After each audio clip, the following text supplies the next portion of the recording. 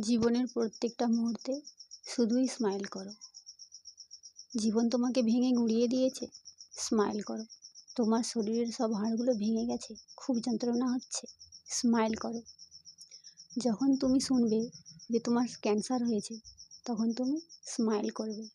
কারণ সুখ একদমই মিথ্যে। এখানে কে সুখী? কেউ না। এখানে জীবনটাই হলো এমন যে তুমি মারও খাবে, আবার মরেও যাবে, এটাই নিশ্চিত। এটা ভেবেই একটু হাসো।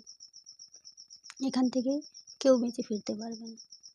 তোমার জীবনে হাসার কোনো কারণ নেই, তাও হাসো। জীবনটা দুঃখে পরিপূর্ণ, তবুও হাসো।